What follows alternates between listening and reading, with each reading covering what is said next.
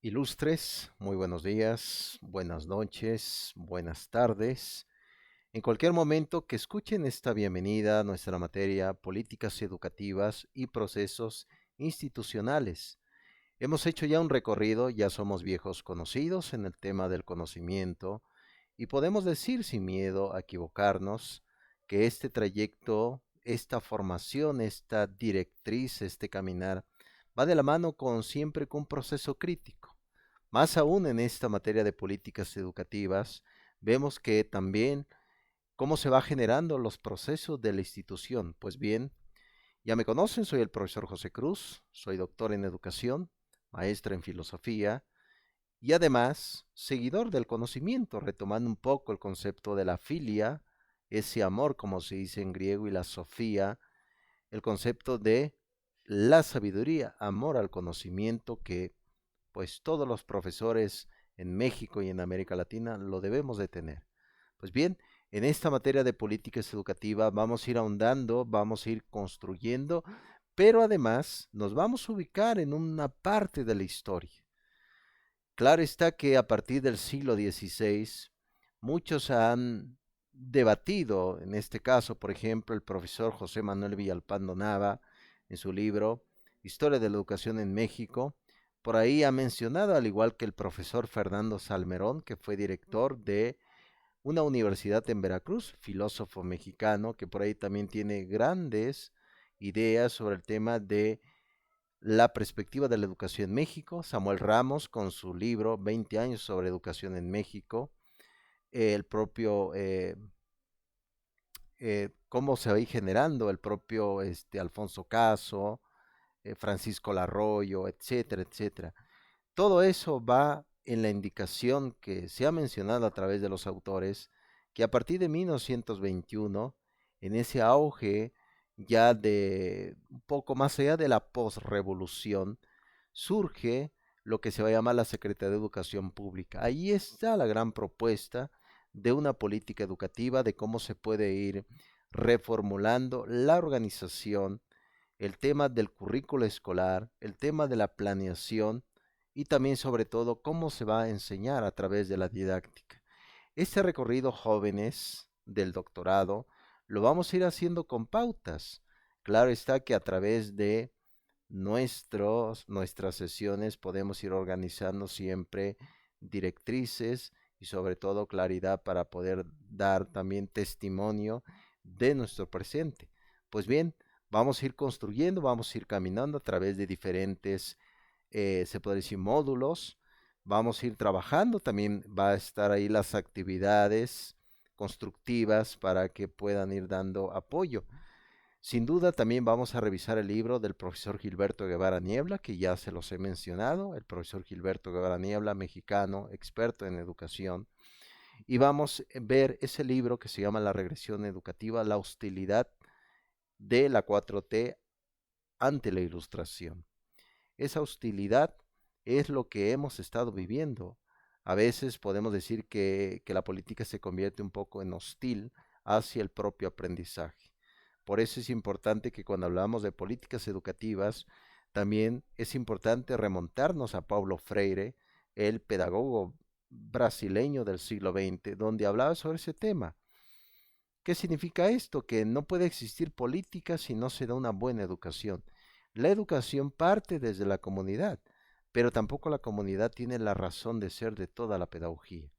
Por eso cuando veamos también el plan curricular 2022, que está ahora, ya acaba de salir, vamos a ver que la educación ya no solamente está enfocada en el estudiante, como en ese tiempo comentó el propio Carl Rogers, o la educación basada en el profesor, que era toda la escuela tradicional del siglo XVII. Ahora la educación está basada en la comunidad.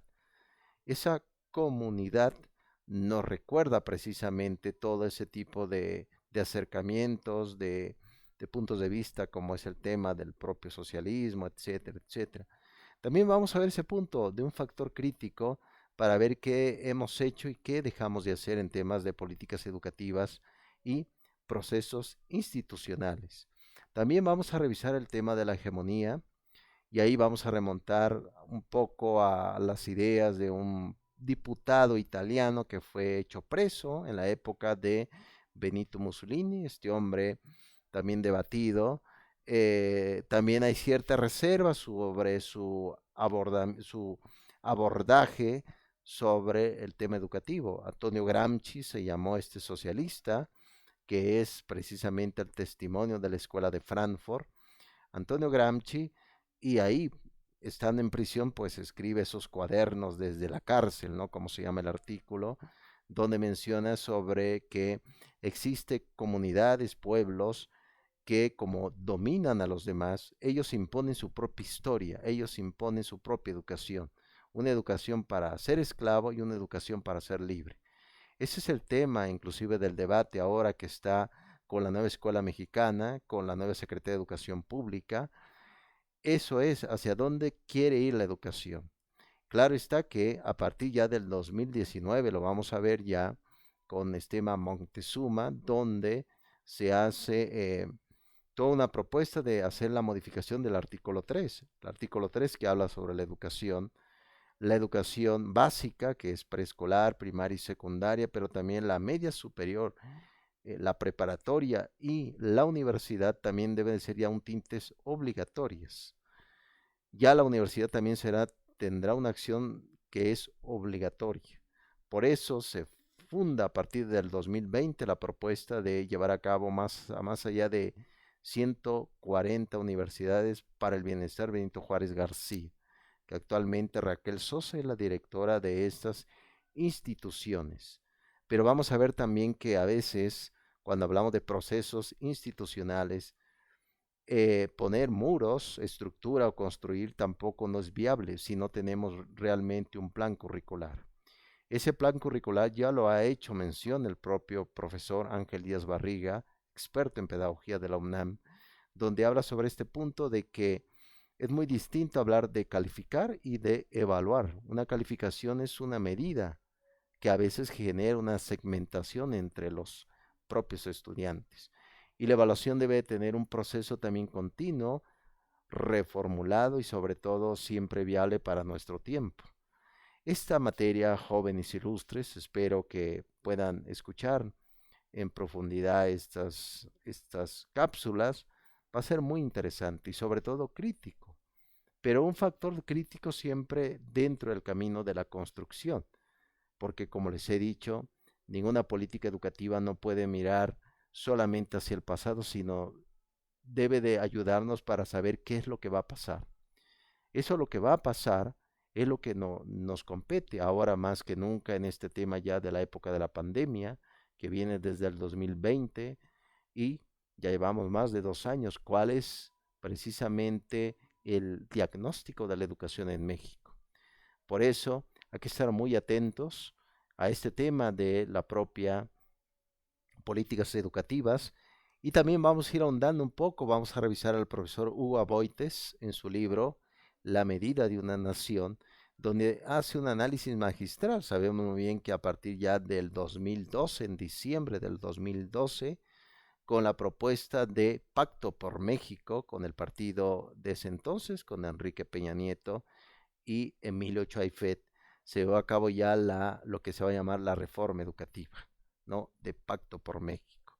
Esta reforma educativa tuvo por ahí cierto, se podría decir, segmentación, un poco de mala información a partir del 2016, que hubo por ahí enfrentamiento entre docentes, seguridad, etcétera, que surgió rumores que la educación se iba a privatizar, que la educación venía desde un factor de un país extranjero, etcétera. Fueron simplemente mitos. ¿Qué significa esto? Que a partir de todo ese caldo de cultivo llegó un candidato que a partir ya de finales del 2018 ya empezaba a dar su propuesta. Claro está que entró a partir del 2019 ya con esa propuesta de la educación. Es decir, tirar lo que era el Pacto por México, la reforma educativa, e implementar una nueva precisamente propuesta de educación. Sabemos muy bien que el Instituto Nacional para la Evaluación desapareció, de hecho se fundó a partir del 2002, pero en el 2009 desapareció. Por eso, cuando hablamos de educación, es importante hablar de una evaluación no punitiva, sino siempre constructiva. Pues bien, jóvenes ilustres del doctorado, esta materia va a ser muy emocionante y a mí me da mucho gusto estar nuevamente en esta trayectoria y hagamos posible que la crítica educativa sea un proceso siempre constructivo para nosotros, porque el sujeto, la educación no cambia el mundo, sino al sujeto concreto, citando un poco a Paulo Freire y José Ortega y Gasset. Muy bien, me despido y estaré muy al pendiente.